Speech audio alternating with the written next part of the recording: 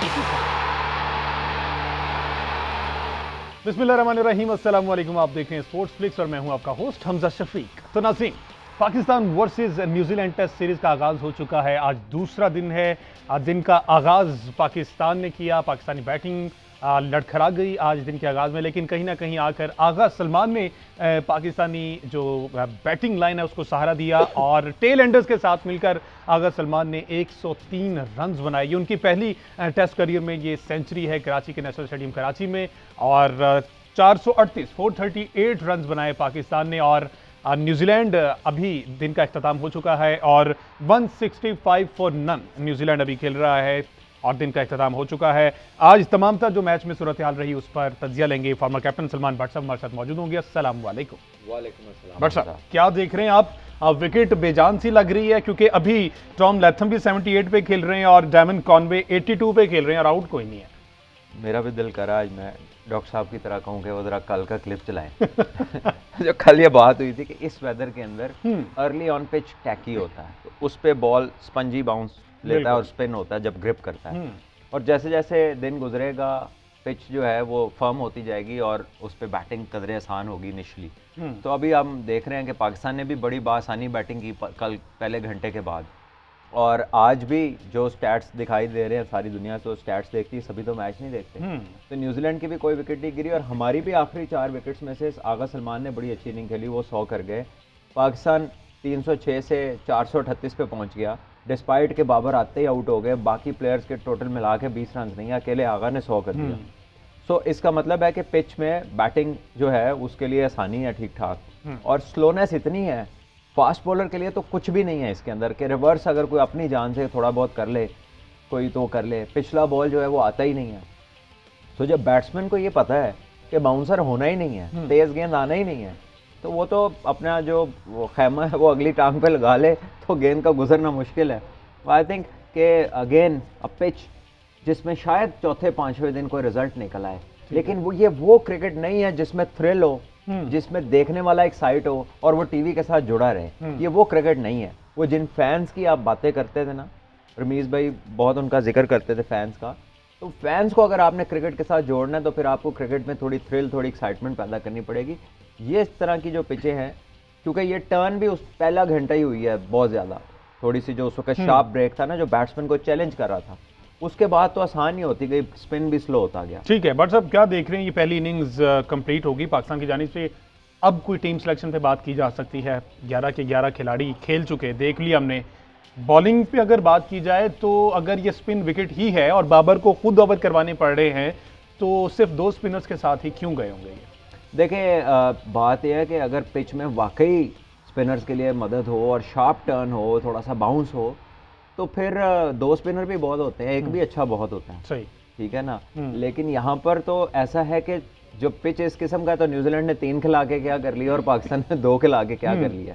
5 spinners ने अभी तक बॉलिंग की है ना इसके ऊपर। हाँ जी। तो इनिशियल पहले घंटे के बाद कोई स्पिनर थ्रेटनिंग नहीं लगा। आपको ऐसा नहीं फील हुआ कि यार अभी विकेट गिरी, अभी wicket Giri. Not even Abrar.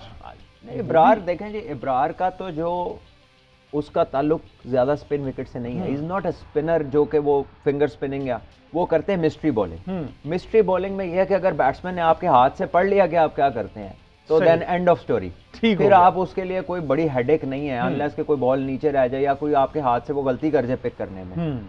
सो आप इस तरह की बॉलिंग में आप मेंडिस को देख लें जो कि, और उसके बाद आप अफगानिस्तान के जो बॉलर हैं मुजीब, उनको देख लें। यानी छोटे तर्ज की क्रिकेट में तो ये होता है ना कि अगर आपने लेट भी पिक कर रहे हैं तो आपने जाना है और उसमें आप गलती करते हैं। लेकिन लंबे क्रिकेट में जहाँ पे आपको जल्दी कोई नहीं, बैट्समैन के पास बेशुमार वक्त है, तो वहाँ पर अगर वो लेट भी पिक कर रहा है तो एडजस्ट कर सकता है।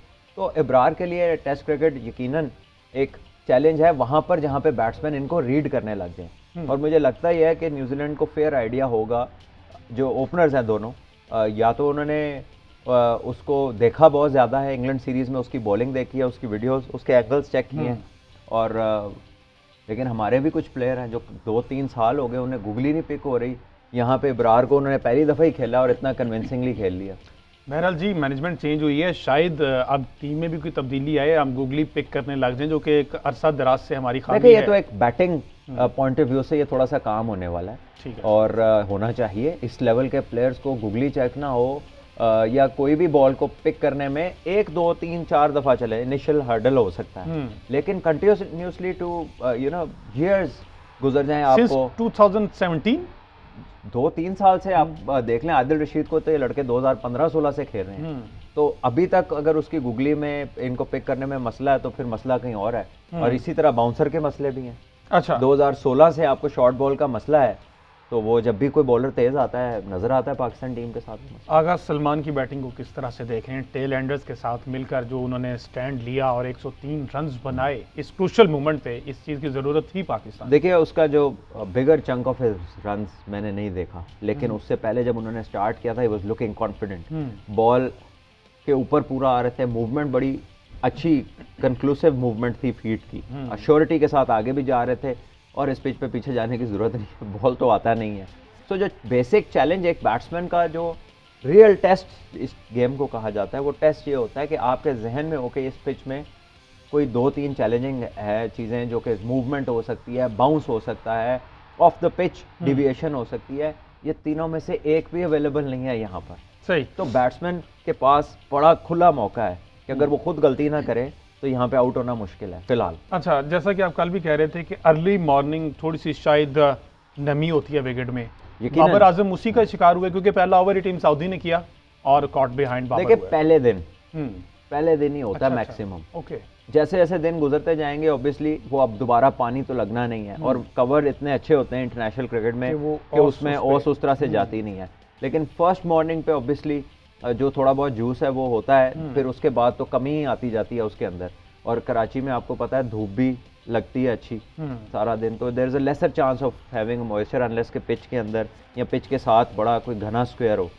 तो क्या देख रहे हैं इस विकेट कंडीशन पर? मीर हमजा, जैसा कि आपने कल भी कहा था कि बड़ी क्रिकेट पाकिस्तान में खेली, उन्होंने डोमेस्टिक में बहुत ज़्यादा खेला है, वो इन कंडीशंस को समझते हैं, तो कोई कारआमद अभी तक तो नहीं हुए, लेकिन लेटर ऑन क्या समझते हैं कि वो कुछ कर पाएंगे? अभी तक की जो मूवमेंट नज़र आ रही है विकेट में, देखिए उन्होंने 7 ओवर्स किए हैं, वसीम ने 9 ओवर्स किए हैं, और यकीनन इन्होंने एक सेकंड स्पेल भी किया होगा, बिल्कुल, और कुछ हासिल वसूल नहीं हुआ पिच से।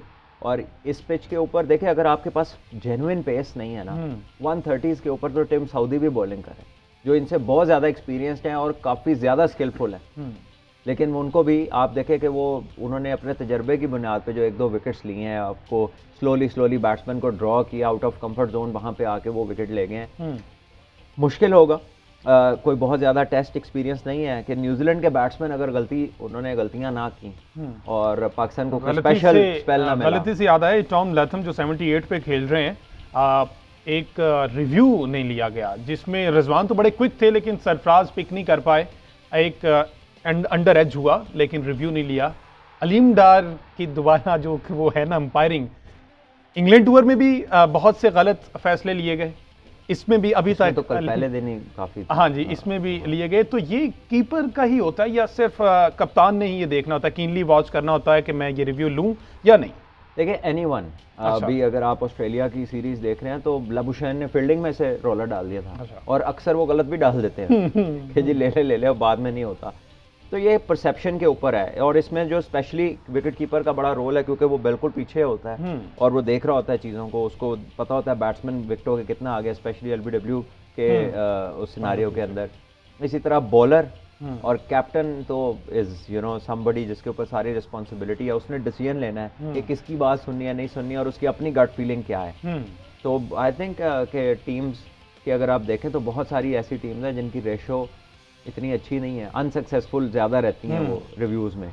पाकिस्तान यूजुअली अच्छे रिव्यूज़ भी लेता है बट किसी टाइम फिर हो जाता है। अच्छा, अभी आपने पेस की बात की, जेन्युइन पेस, अभी आपके माइंड में कोई ऐसी जेन्युइन पेस है जिसको पाकिस्तान यूटिलाइज कर सकता है? ऑल्दो उनका नाम ना हो लेकिन वो बेंच पे हो, अभी कोई नजर आ रहा तो ऐसा कोई नहीं है, वो जो 150 प्लस बॉल कर रहे हैं, वो 150 प्लस तो हमने सिर्फ लीगों की नज़र कर दी है। आप देख रहे हैं ना, Hasnain is nowhere close to playing hard ball cricket, ना वो डोमेस्टिक में नजर आते हैं ना वो इंटरनेशनल में नजर, ना कोई उनका नाम लेता है उसमें। नसीम शाह है 140 प्लस बॉलिंग करते हैं, अनफिट हैं। शाहीन शाह है अनफिट है, हारिस रऊफ है अनफिट है, तो अब 3 बंदे अनफिट हैं। हसनैन खेलता नहीं, और धानी अगर अच्छे बॉल कर रहा होता, रिदम में होता तो डेफिनेटली वो उसको कंसिडर करते। कैंप में बुला के उन्होंने उसे वनडे के लिए भेजा है, बिल्कुल। तो इसका मतलब है कि वो he is not bowling ideal form में नहीं है, वो तभी उसको उन्होंने वापस भेजा है। हसनैन का क्या इशू हो सकता है भट्ट साहब? उनका कोई नाम issue भी नहीं नहीं है। आता। कोई इशू नहीं है। इंटरेस्ट लेवल्स वाइट बॉल के बाद कुछ उनके लड़के इंटरेस्ट की बात छोड़े, सिलेक्शन कमेटी उनको कंसीडर करे यही तो इस शो के अंदर 1000 दफा बात की है कि भाई हमारी कोई पॉलिसी, कोई पाथवे है कि नहीं, लाइन में नहीं है। प्लेयरों को किस तरफ लगाना है, हमारे इंटरेस्ट ही नहीं है। हमारे जो साबका चेयरमैन है वो तो सिवाय T20 के तो उनको कोई बात ही नहीं आ रही थी। ठीक है, काफी गुस्सा थे वैसे अपने YouTube चैनल पे नई मैनेजमेंट पर। ऑब्वियसली गुस्सा तो वो होंगे, लेकिन किस बात पे गुस्सा है मुझे ये नहीं समझ आई। वो कह रहे थे कि एकदम आ गए, रात को इन्होंने अनाउंस कर दिया और सेठी साहब आ गए और गवर्नमेंट ने इंटरवीन किया। तो बात यह है कि वो कौन सा CSS का इम्तिहान दे। मतलब आप भी लाहौर कलंदर के साथ एफिलेटेड रहे हैं।